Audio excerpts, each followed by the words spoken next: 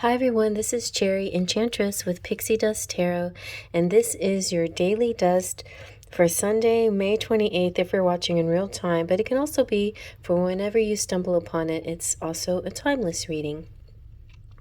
I like to use different tarot decks. That's my daily dust is a 3-card general collective message using tarot, but I sometimes run out of tarot. Sometimes I have to repeat, and sometimes I just like to choose an oracle deck. And since I was on the mermaid theme and kind of got a beach theme going, you might even like to see sort of some artwork, digital artwork I'm doing too. And I recently just created my fish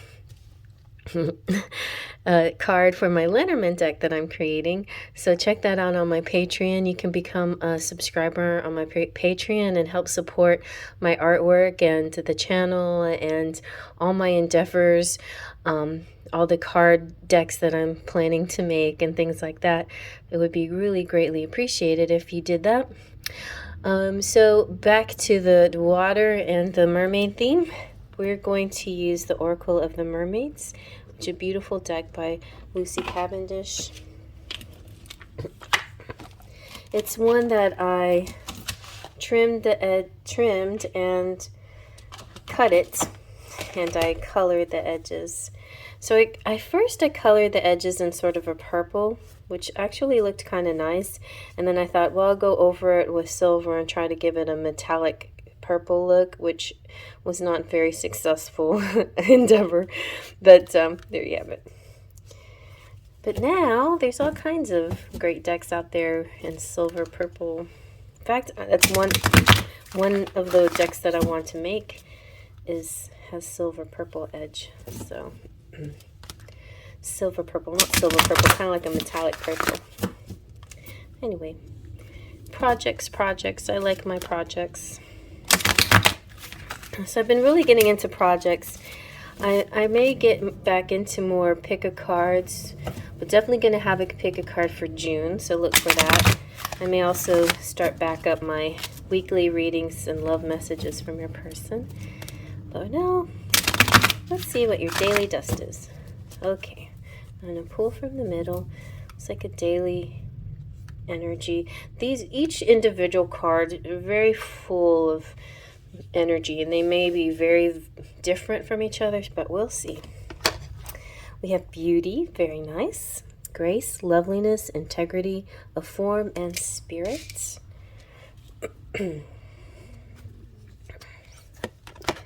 Wow, yearning, longing for someone, undesired separation, and pining. This makes me feel like the twin flames out there. Let's see. Wow, air, very romantic. There's not very many romantic cards in here. Let me just show you. There's only like 3, and 2 out of 3 came out, so that's pretty amazing. The only other one is, if you'd like to see a full flip-through review of this deck, you can check that out in my little information. See, Falling in Love, that's the only other one in here. We have the masculine here. This is a great deck, though. It's beautiful. Even Soul Cage is not actually romantic. This one is good. Vulnerability. Yeah, so there you go. 4. 2 out of 4. Pretty good.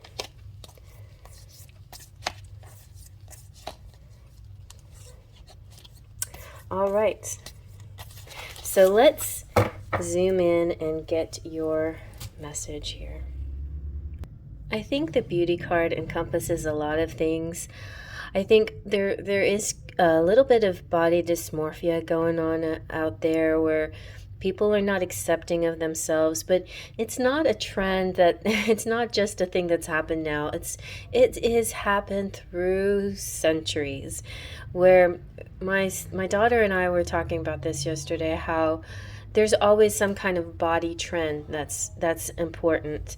And yeah, so me and my sister were talking about, my daughter, we're talking about body.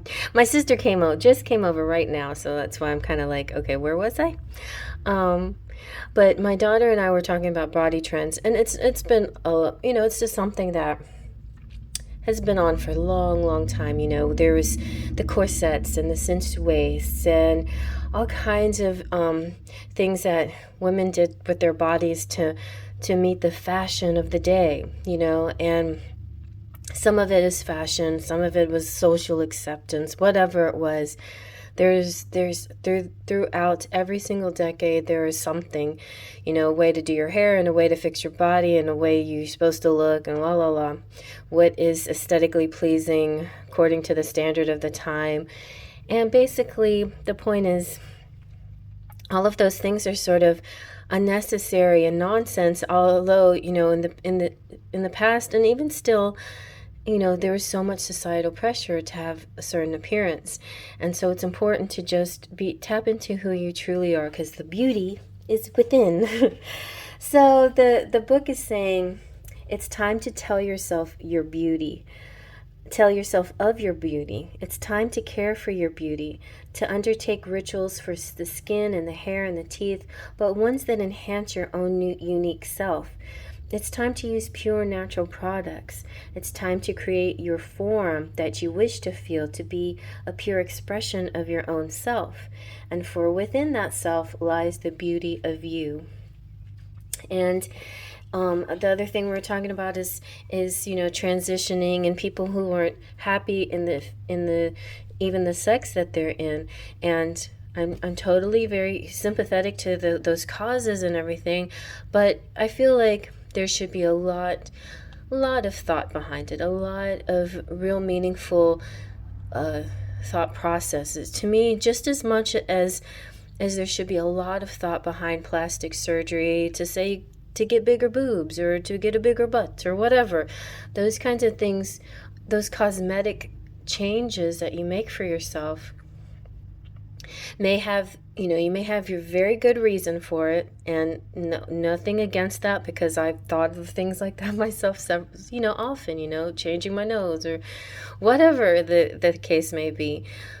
But I feel like we need a whole lot more self-awareness and understanding where those desires come from. And if it's truly, truly just a place that, you know, feels right with you, right within you, then maybe it's not such a bad idea. But to be honest, I think your true beauty, that inner beauty, way outweighs any of these physical adjustments that you would make upon yourself. You let your beauty shine.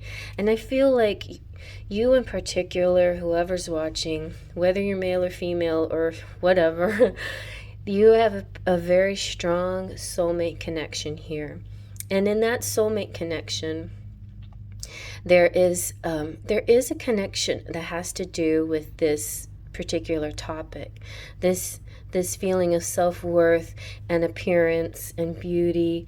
And also there could be a joint mission of creating beauty in the world, or shining your brightest beautiful light, or helping others to see the beauty in everything, even in traditionally ugly things or whatever, you know, seeing the beauty within the beast. You know, there could be a beauty in the beast connection here too. And what is the beauty in the beast really? The beast is somebody who has self-worth issues, and the beauty is the person who helps this person with self-worth see that the beauty really lies within. And you can transform yourself. You can transform yourself through love. So yearning is all about, I feel like there's a connection here.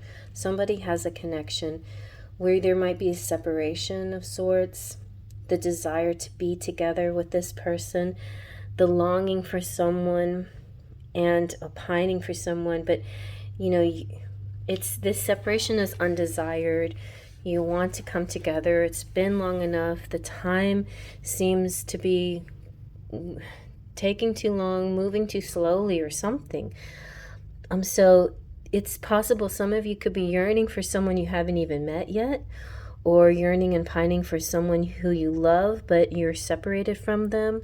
It could be long distance or for other reasons.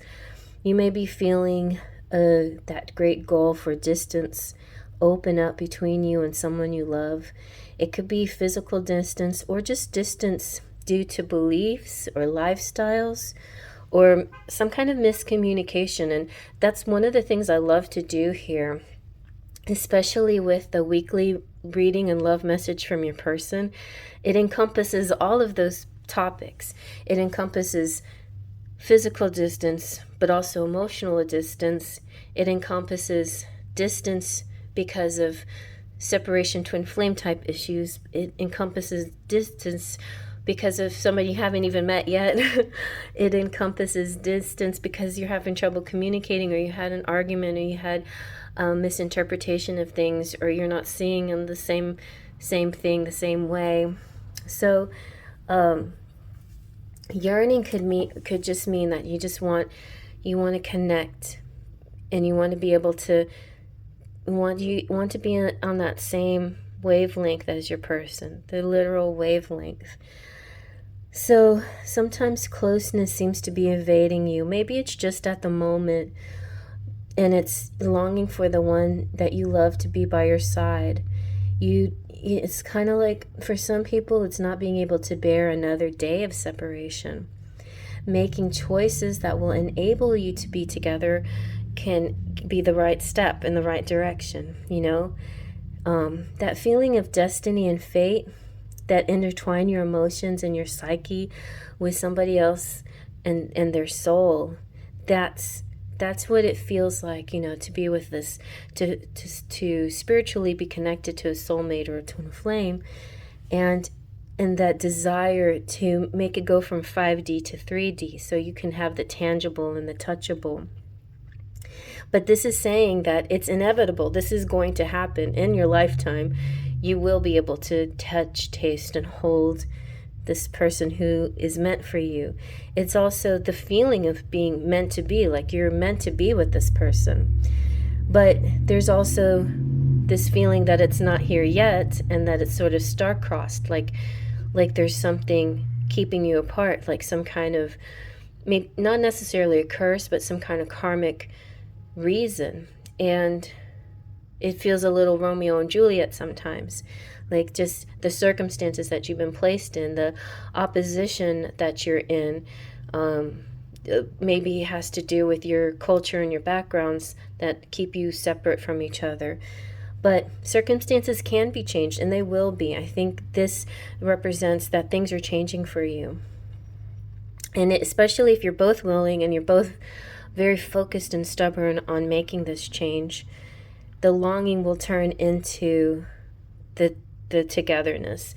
And it's important, even if you feel like yearning towards someone, and you can't help that feeling of yearning, especially when you're not with them, you have to identify that yearning feeling is tapped to a sort of sadness and a lack mentality. So it's important to address that and then act as if. Act as if is your cure to this. Act as if they're with you. Talk about them as you're doing things with them every day, all the time. And then it becomes so. It will really be so. You will breathe each other's air. So this is breathing deep, entering into life, exchange of life-bringing energies. It's like bringing air into your relationship, breathing air into the relationship. It's like making it come alive. So you can practice these air exercises by like learning how to breathe underwater or breathe in deeper. The capacity to take in nourishment and oxygen is more than you think you can. Like you can breathe in even deeper than you. So breathing techniques can be a very good way of meditating and being mindful, and keep practicing breathing deeper, and keep practicing holding your breath or counting. You know what a great breathing technique is?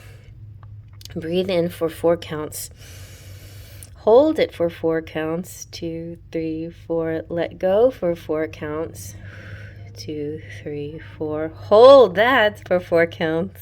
That's the hard part. And then Breathe in again, 4 core counts slowly if you can. Sometimes we're gasping for breath, so keep practicing that until you get to the point where you're not gasping, until you're teaching yourself to breathe very ritualistically. And it's helpful, and it helps a lot of focus and concentration. So, and swimming underwater is a great way to breathe and also to get grounded with nature. I went swimming. I actually swam a little bit yesterday. The waves went over my head. I didn't actually hold my breath and swim underwater, but that's a nice idea too. But all of these things help your lung capacity. And it could be a conduit, some kind of way that you connect with your person. You think of them as being your breath, or are you giving them breath? You could, this is very Little Mermaid too. Maybe you're the mermaid, and your shipwrecked prince has has fallen off the boat, the ship, and you carry him to land, and you breathe into him a new life. You create this energy into him to help him breathe again, because he was injured, and now you help make him whole again. So there's a really strong romantic tale here. There's a bit of the Beauty and the Beast, but the beauty can also be Sleeping Beauty, and it could be the Little Mermaid, and all these heroines of these romantic fairy tales talk about how the feminine has the power for herself and the couple too. So what she does for herself, she does for the couple. So keep that in mind as well.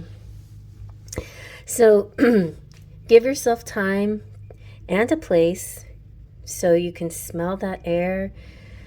You can breathe it in, nourishing, exhilarating smells, scents, sounds. They all carry you on this wave of air. Drink in the life, breathe deep, and fill yourself with the essence of life. It's like breathing in life. It's like your romance, your love is getting a breath of life. All right, well, I hope you like that. Faith, Trust, and Pixie Dust.